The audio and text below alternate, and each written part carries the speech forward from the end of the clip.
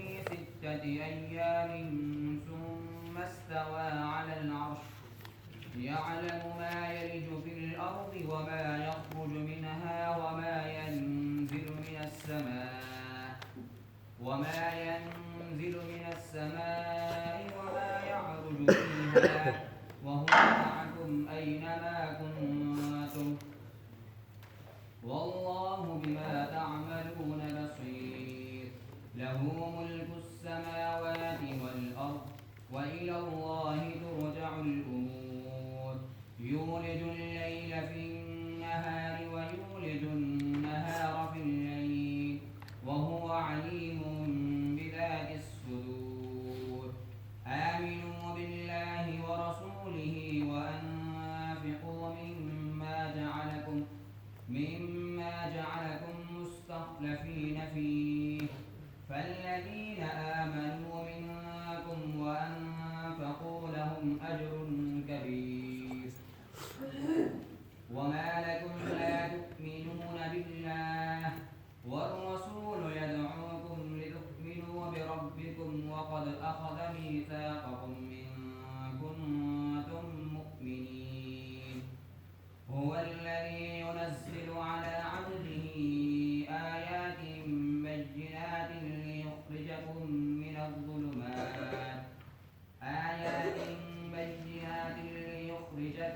من الظلمات إلى النور وإن الله بكم لرؤوف رحيم وما لكم ألا تنفقوا في سبيل الله ولله ميراث السماوات والأرض لا يستوي منكم من أنفق من قبل الفتح وقاتل أولئك أعظم درجة من الذين أنفقوا من بعد وقاتلوا وكلا وعد الله الحسنى والله بما تعملون خبير أعوذ بالله من الشيطان الرجيم بسم الله الرحمن الرحيم سبح لله ما في السماوات والأرض وهو العزيز الحكيم. اس سورت کا ربط ماقبل سورت کے ساتھ ہی ہے. پچھلی سورت میں بیان کیا گیا فسبح باسم ربک العظیم کہ اللہ تمام شریکوں سے پاک ہے، اس کو بیان کرو، اس کو بتاؤ اور اس کو مانو. اب اگلی صورت میں یہ بتایا گیا کہ جب مسئلہ واضح ہو چکا ہے دلائل سے، مسئلہ توحید، تو اب اس کی تشہیر کے لیے، اس کی اشاعت کے لیے مال بھی خرچ کرو اور جہاد بھی کرو.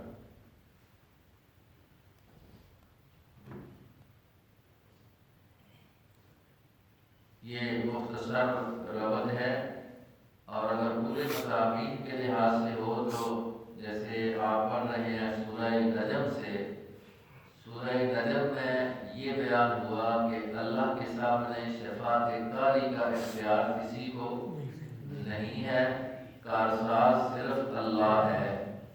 اور پھر سورہ قمر میں کہا کہ اللہ نے ہر چیز کو اندازے کے ساتھ پیدا کیا ہے، خالق وہی ہے. سورہ رحمان کے اندر یہ بات کہی، جب پیدا اس نے کیا، کارساز وہی ہے، تو برکتیں دینے والی ذات بھی اللہ ہے. تبارک اسم ربک ذی الجلال. اور جب یہ باتیں ہیں تو فرمایا پھر اس کو شریکوں سے بھی پاک جانو. یہ سورہ واقعہ میں بیان کر دیا. اب آگے کہا جب مسئلہ توحید واضح ہے تو اس کی کیا ہونی چاہیے؟ اشاعت. اشاعت توحید پر کیا ضرورت ہے؟ مال بھی خرچ کرنے کی، وہ بھی کرو، اور جہاد بھی سبیل اللہ بھی کرو اس کے لیے. تو یہ اس صورت میں گویا کہ اللہ بیان کر رہے ہیں دو مضمونوں کو، ایک انفاق فی سبیل اللہ اور دوسرا جہاد فی سبیل اللہ۔ تو یہ ربط ہے آپس میں مضامین کے لحاظ سے، جو انداز ہے حضرت شیخ القرآن رحمہ اللہ کا۔ اور عام طور پر یہ بھی ربط بیان کر دیا جاتا ہے کہ پچھلی صورت میں بھی قیامت کا ذکر ہے اور آگے بھی قیامت کا ذکر ہے، کیونکہ ان صورتوں میں زیادہ تر مضمون قیامت کا اثبات ہے، یہ بھی ہے، لیکن مضامین جو توحید کے ہیں اس لحاظ سے ربط یہ جو تفسیر ہے وہ یہ ہے۔ آگے صورت کا موضوع دعویٰ وہ یہی ہے، توحید کے لیے انفاق فی سبیل اللہ اور جہاد فی سبیل اللہ کا حکم، یہ صورت کا دعویٰ ہے۔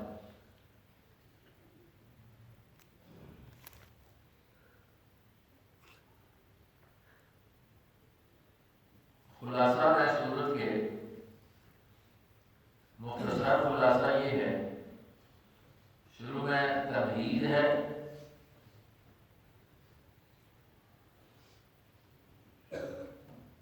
آگے ہے انفاق فی سبیل اللہ کا حکم،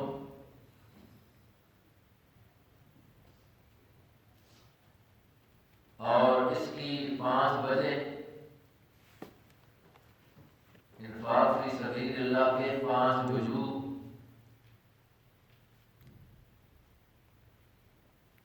ترغیب الی الجہاد،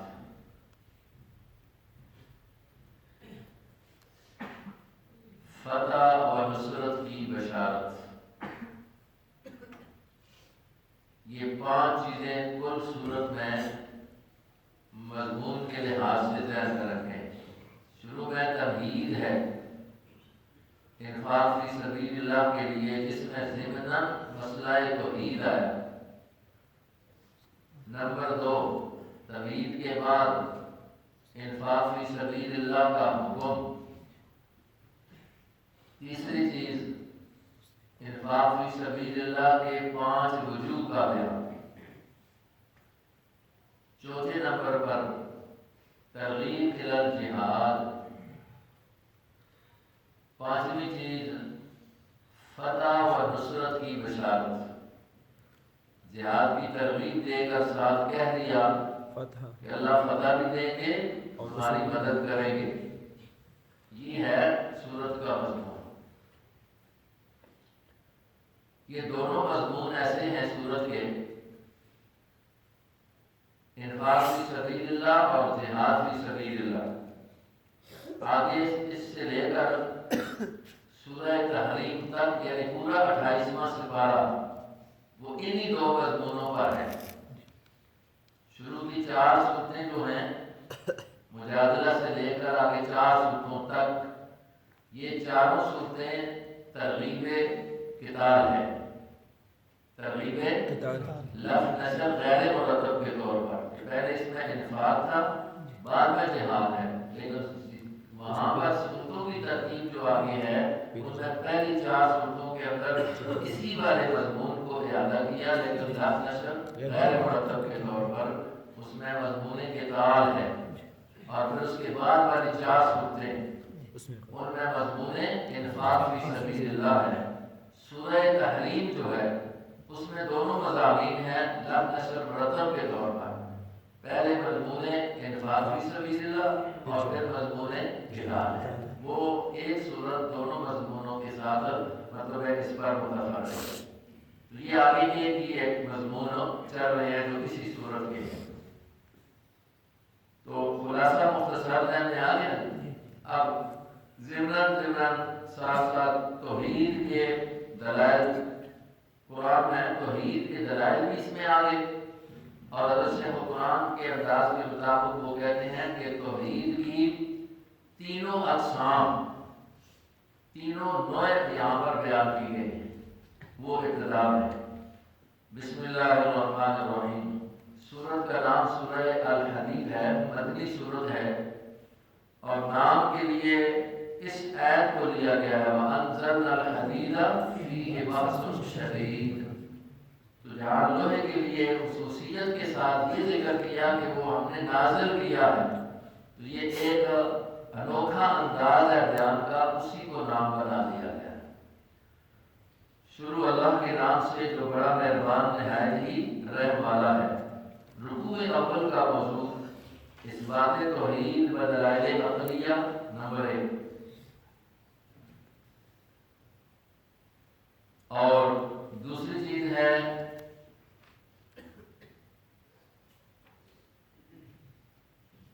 احکام ضروریہ برائے مومنین، احکام ضروریہ برائے مومنین۔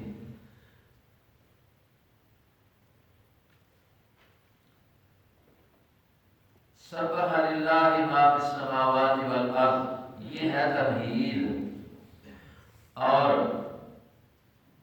ما سے اللہ کے مشاغل، یہ تمہید ہے توحید کے مسئلے کے لیے، انواع ثلاثہ کو بیان کرنے کے لیے۔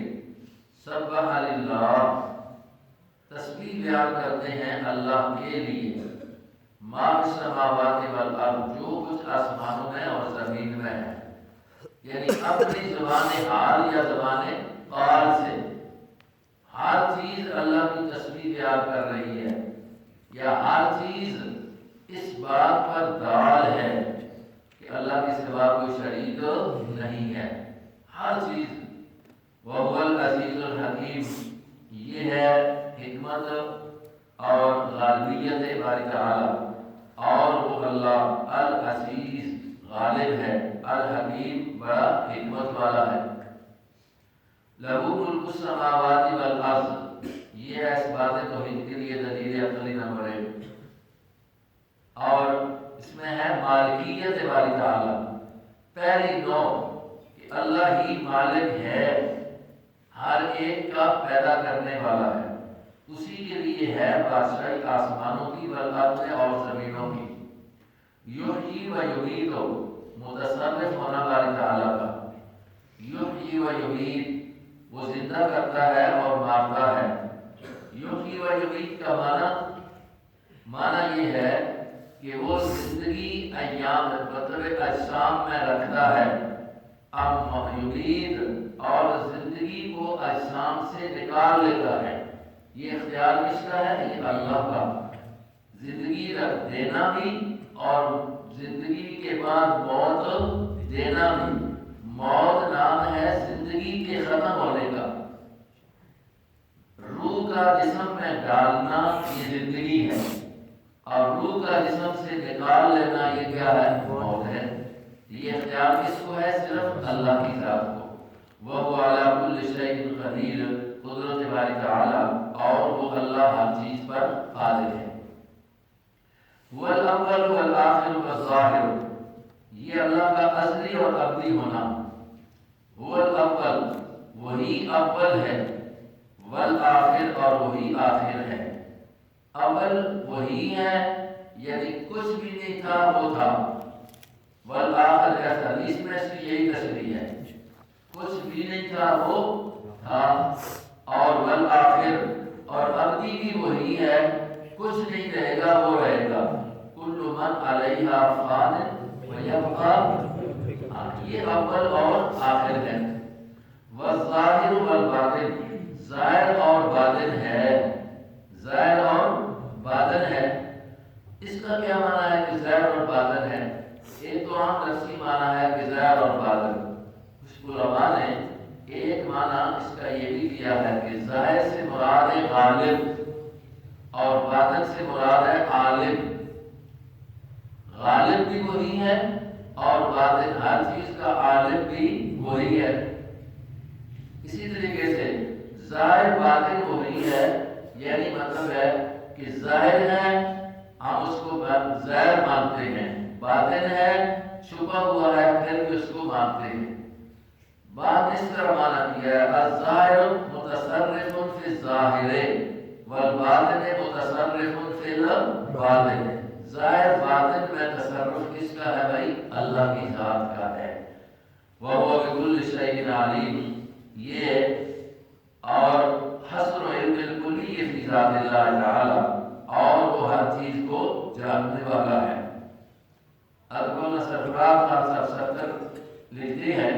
وہ الاول والظاہر والاول والآخر پر یہ سیر روح المعانی ایک صوفی آدمی ہے، رب کو یابس انہوں نے سب اکٹھا کیا ہوا ہے تفسیر میں، تو انہوں نے یہاں پر کہا کہ یہ صفتیں نبی کی ہیں، وہ الاول والآخر۔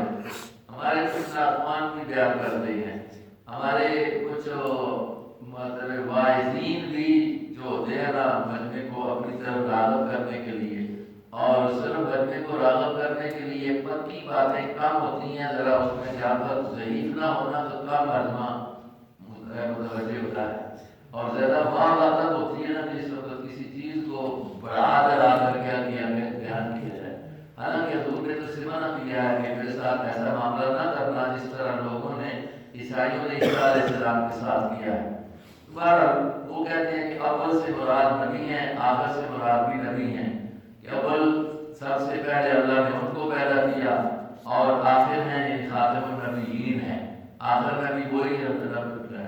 اس سے انہوں نے یہ معنی کیا ہے، لیکن قرآن کا سیاق و سباق جو ہے معنی مطلب کے لحاظ سے تو ٹھیک ہے کہ حضور کو حضور کی روح کو اول ما خلق اللہ من نوری من روحی، اگر یہ حدیث ثابت ہو تو پھر اس کا معنی جو حضرت تھانوی رحمہ اللہ نے کیا کہ اس سے مراد نور سے مراد روح ہے، جو اپنی کتاب میں جو سیرت پر کتاب لکھی ہے حضرت نے، اس میں یہ صاف لکھا اول ما خلق اللہ من نوری۔ پہلی بات تو یہ ہے کہ اس حدیث کا وجود ہے بھی کہ نہیں، انہوں نے اس کو مان کر کے چلو مان لیتے ہیں کہ یہ ہے، کیونکہ بریلوی مانا کرتے ہیں کہ حضور کا نور ہے، سب سے پہلے حضور کا نور حضور نور سے ہے۔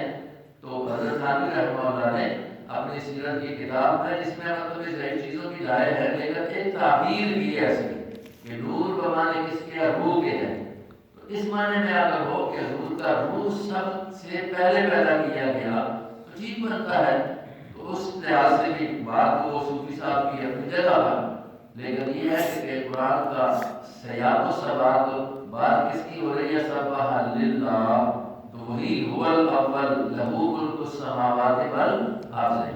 تو حدیث میں یہ آیا وہ اول ہے، یعنی کچھ نہیں تھا اللہ تھا، آخر ہے کچھ نہیں رہے گا اللہ رہے گا، قرآن کی آیت کی آگے، اور ظاہر اور باطن هو الذي خلق السماوات والارض في ستة ايام خالقیت باری تعالی، هو الذي وہ اللہ ہے جس نے بنایا آسمانوں کو اور زمینوں کو فی ستۃ ایام 6 دنوں میں، یہ اللہ کی حکمت ہے، ورنہ وہ تو ایک مطلب یہ ہے کہ ارادے سے ہی ان کو کیا کر سکتا تھا، وجود دے سکتا تھا، لیکن حکمت خداوندی ہے۔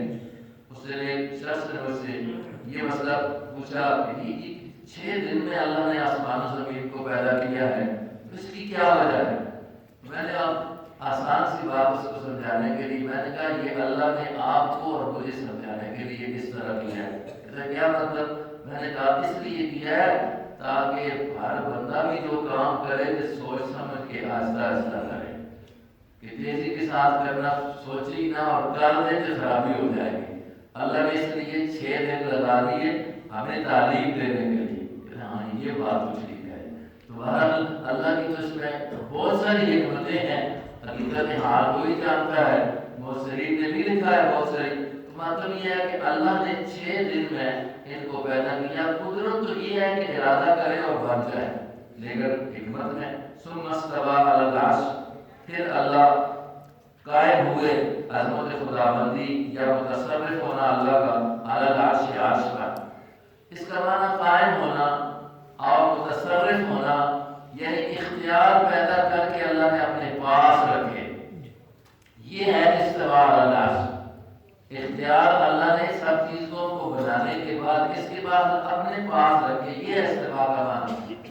اور بعد جو وجود باری تعالیٰ کے مشبہ قائد کے یاد کر کچھ غیر مقلدین ہیں تو وہ اس کا معنی کرتے ہیں کہ اللہ عرش پر بیٹھ گیا ہے، اللہ عرش پر، تو اس سے تو اللہ کے لیے مکان کا ثابت کرنا، جہت کا ثابت کرنا، حالانکہ یہ تو لیس کمثلہ شیء، ہر چیز میں اللہ جو ہے اس کی مثلیت نہیں پائی جاتی، اس لیے اہل سنت والجماعت نے اس آیت کو یا اس طرح کی آیات کو متشابہات میں قرار دیا، اور اس کی مطلب یہ ہے کہ حقیقت حال اللہ پر چھوڑ دی، کہ اب اس کا استحباب اس کی شان کے لائق ہے.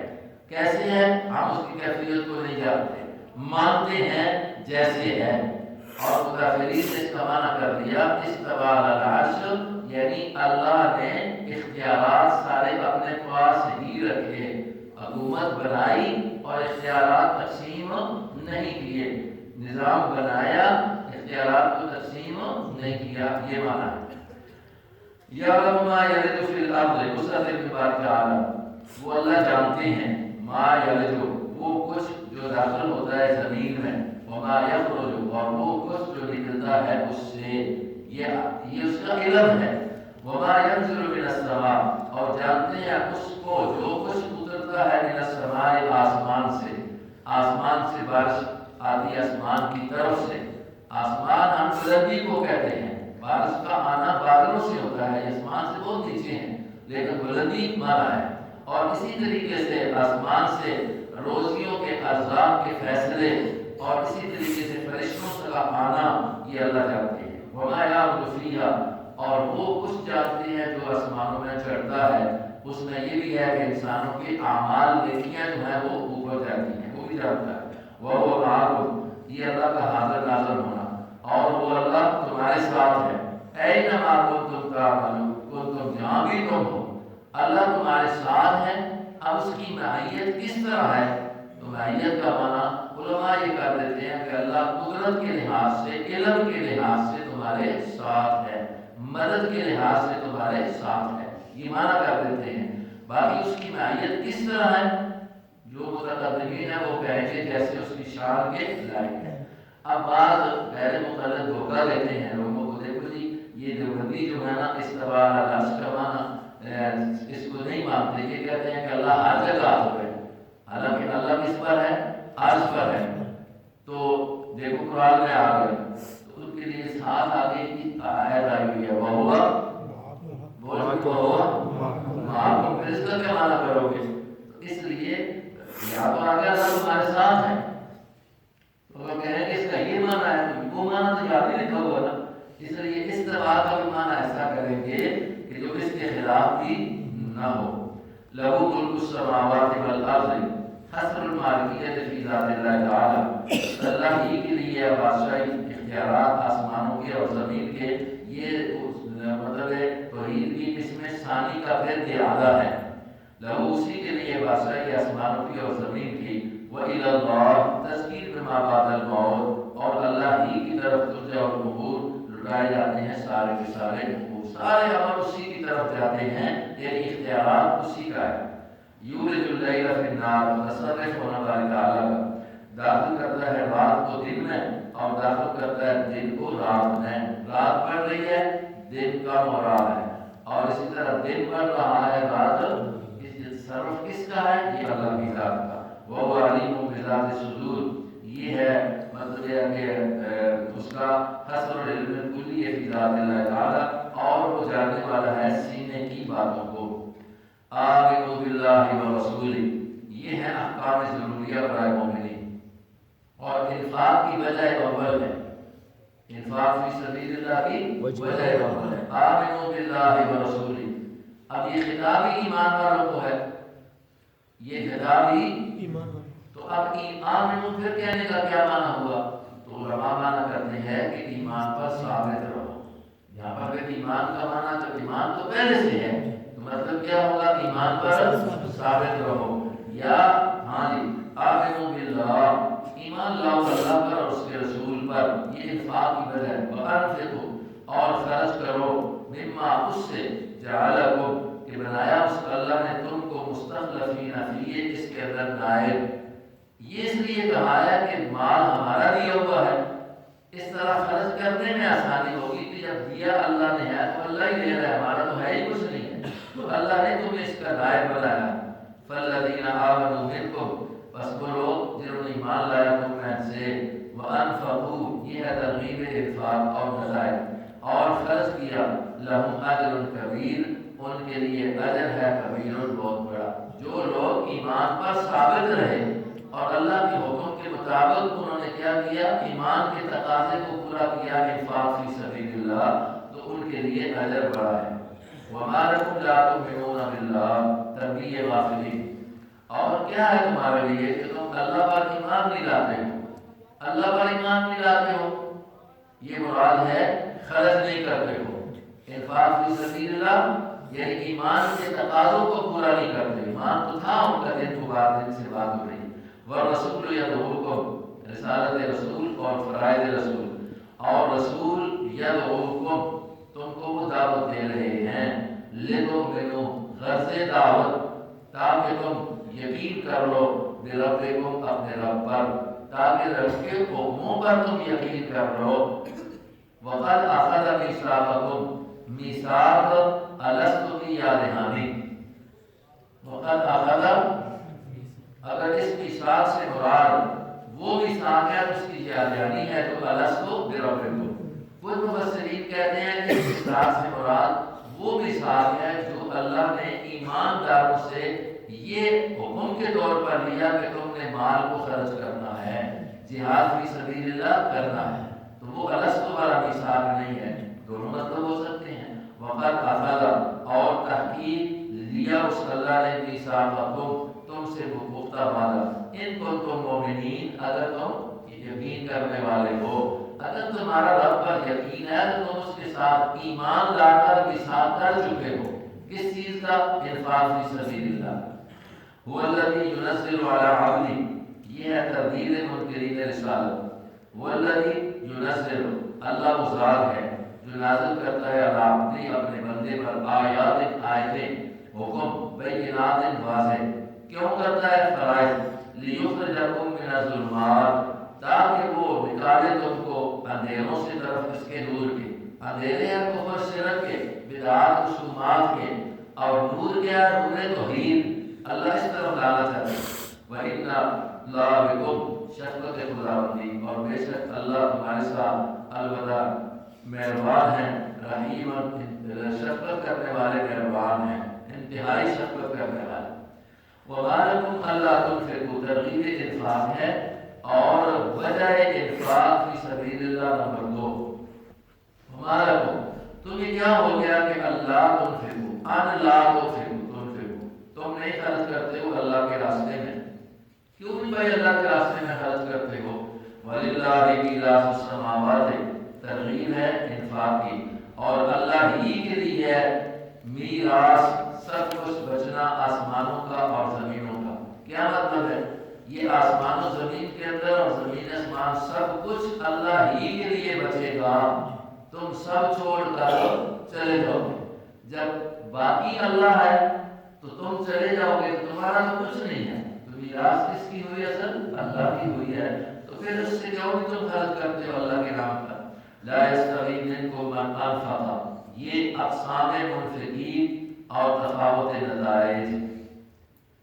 نتائج کا فرق، لا یستوی نہیں برابر ہیں درجے کے لحاظ سے، منکم تم میں سے، من وہ انفق جس نے خرچ کیا، من قبل الفتح فتح مکہ سے پہلے، وقاتل اور قتال کیا، تم اور وہ جنہوں نے فتح مکہ سے پہلے خرچ کیا مال کو اور اللہ کے راستے میں جہاد کیا، تمہارا مرتبہ ان کے مرتبے کے مقابلے میں کم ہے، ان کا مرتبہ زیادہ ہے، کیوں؟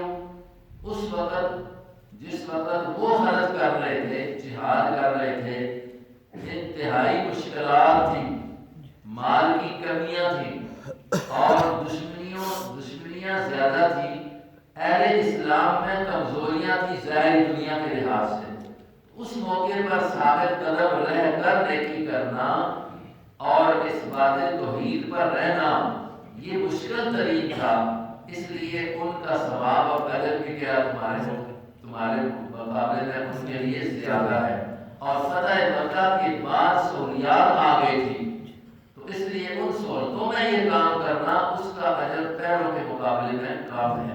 پہلے آتے ہیں والسابقون الاولون، یہ وہی بات چلی جا رہی ہے۔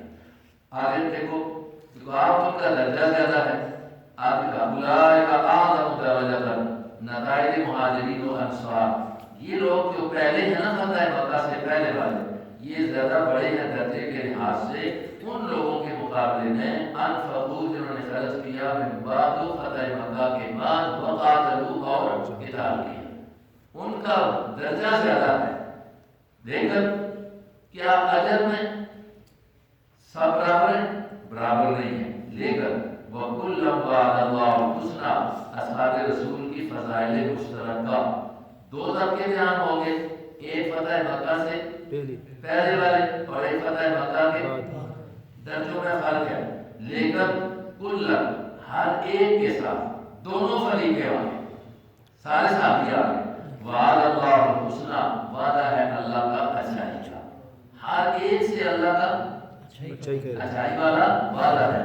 الحسنیٰ سے مراد جنت ہے، مفسرین نے حسنیٰ سے مراد کیا لیا بھائی؟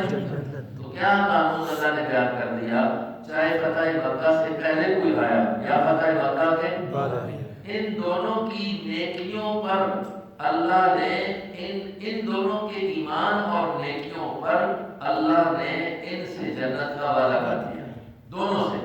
آگے تفاوت درجات ضرور ہیں، لیکن جنت کا وعدہ سب کے ساتھ ہے۔ جنتی ہونا قرآن نے کیا کر دیا؟ نصیب قطعی کے ساتھ صحابہ کا جنتی ہونا اللہ نے بیان کر دیا۔ بات سمجھ آ رہی ہے؟ اس آیت میں حضرت شیخ القرآن رحمہ اللہ نے یہاں بڑی زبردست بات لکھی ہے۔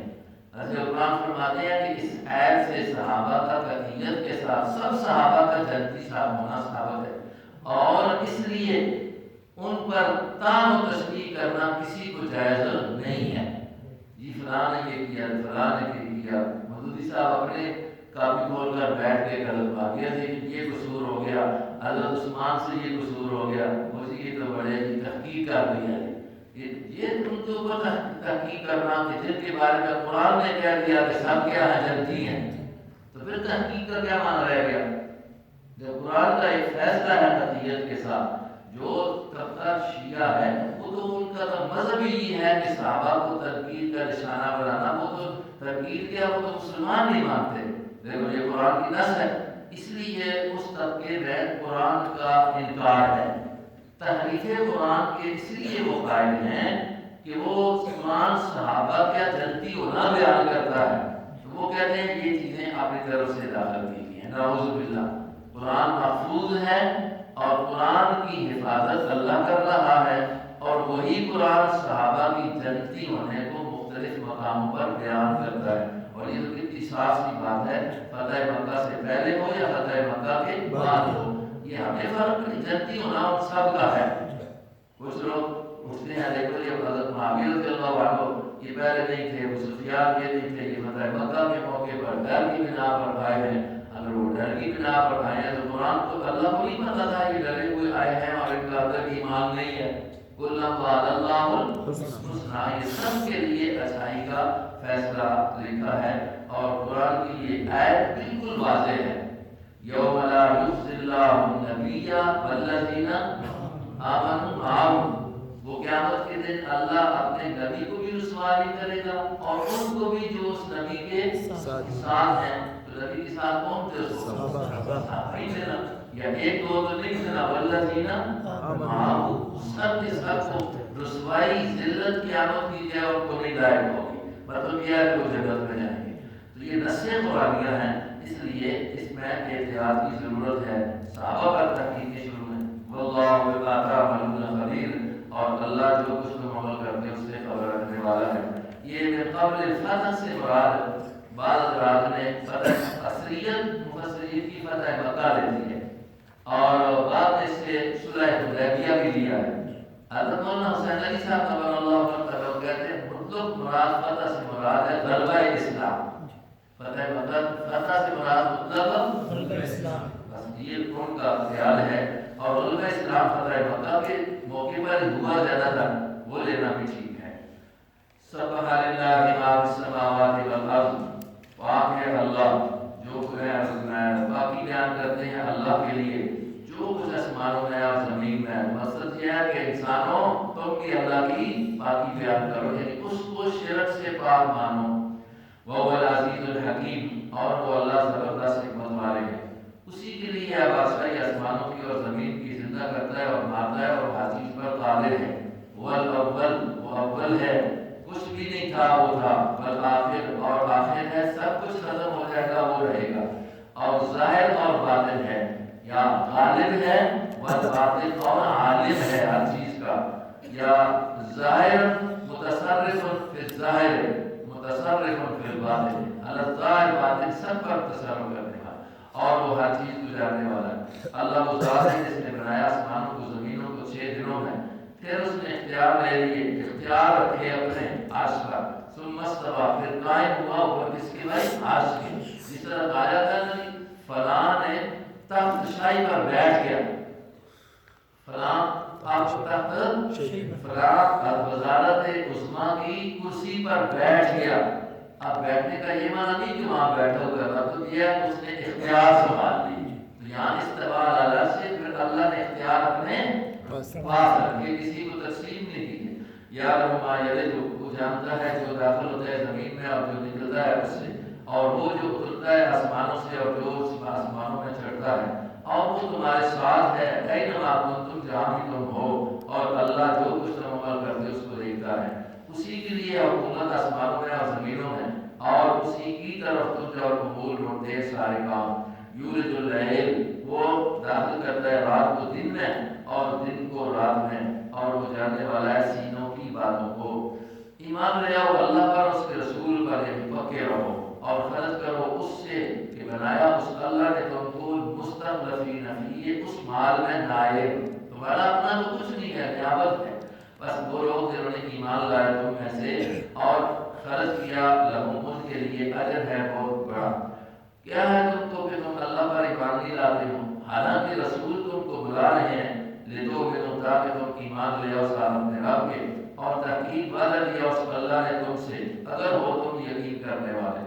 اللہ وہ ذات ہے ینزل علی عبدہ، جو نازل کرتا ہے اپنے بندے پر آیات، اپنے احکام، بینات واضح، تاکہ تم کو نکالے وہ نبی یا وہ قرآن من الظلمات، اندھیروں سے طرف اس کے نور کے، اور بے شک اللہ تمہارے ساتھ بڑے شفقت کرنے والے مہربان ہیں۔ اور کیا ہے تم کو کہ اللہ تنفقو، تم نہیں خرچ کرتے اللہ کے راستے میں، حالانکہ اللہ ہی کے لیے ہے میراث آسمانوں کی اور زمینوں کی۔ لا یستوی، نہیں برابر ہے درجے میں تم میں سے، من وہ کہ انفق، جس نے خرچ کیا خطا سے پہلے اور لڑائی، یہ لوگ اعظم درجہ، بڑے درجے والے ہیں ان لوگوں کے مقابلے میں جنہوں نے خرچ کیا اس فتح کے بعد اور قتال کیا، اور کلن، ہر ایک کے ساتھ وعدہ اللہ کا ہے اچھا، یعنی جنت کا، اور اللہ جو بھی تم عمل کرتے ہو خبیر، اس کو خبر رکھنے والے ہیں۔ اللهم صل وسلم دائما ابدا على حبيبك خير الخلق كلهم، يا حي يا قيوم برحمتك استغيث، اللهم استر عوراتنا وآمن رواتنا، اللهم استرنا بسترك الجميل كما سترت به نفسك الكريم، اللهم اعز الاسلام والمسلمين ودمر الكفر والكافرين، اللهم انصر من نصر دين محمد صلى الله عليه وسلم واجعلنا منهم، واخذل من خذل دين محمد صلى الله عليه وسلم ولا تجعلنا منهم، سبحان ربك رب العزة عما يصفون وسلام على المرسلين والحمد لله رب العالمين۔